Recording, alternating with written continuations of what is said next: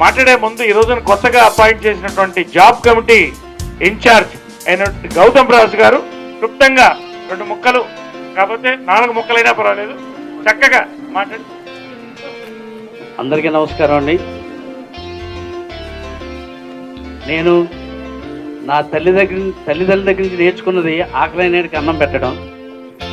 అసోసియేషన్లో శివాజీరాజు గారు నరేష్ గారు ఏమన్నారంటే, అలా కాదు మన అసోసియేషన్ మెంబర్స్కి పని కల్పించడం అనేది ముఖ్యం, అది నువ్వు కంపల్సరీగా చేయాలని నా బాధ్యత నా మీద పెట్టారు.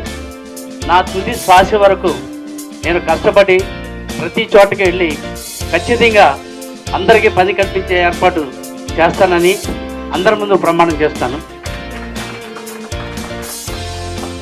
దానికి నేను రేపటి నుంచే ఆల్రెడీ కొత్త సినిమాలు 2 చెప్పాము, అలాగే దిల్ రాజు గారి సినిమాలు కూడా చెప్పాము. ఇప్పుడు ఈ బ్రోచర్ పట్టుకెళ్ళి రేపు మార్నింగ్ ఇస్తాము. మీకు ఫోన్ కాల్స్ వస్తే వెళ్ళి ఇందాక శివాజీరాజు గారు చెప్పినట్టు ఏంటంటే, వాళ్ళకి అనుకూలంగా మీరు డిమాండ్ చేయకుండా వాళ్ళ రెమ్యునరేషన్ బట్టి వాళ్ళ ఇచ్చేదాన్ని బట్టి మీరు నడిస్తే ఒక్కొక్క మెట్టు ముందుకు ఎదిగి మనం సస్యశాలంగా ఎవరు కూడా ఒంటరిగా ఫీల్ అవ్వకలదు, డబ్బులు లేవని ఫీల్ అవ్వకలదు, లేకపోతే ఎవరిని ఆశించక్కర్లేదు. మన కష్టం మీద మనం బతికి మనం ముందుకు సాగవచ్చని ఆ భగవంతుని కోరుకుంటూ దయచేసి మీరందరూ కూడా సహకరించండి.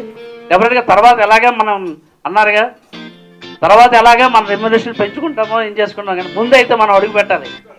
సో వాళ్ళు చెప్పినట్టు వినాలి. లేదనుకోండి మన వాళ్ళ సంగతి మీకు తెలుసు కదా, ఇదా ఓహో అంటున్నారా అని అనేస్తారు.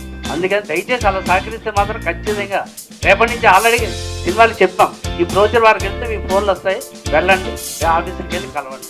Okay, thank you very much.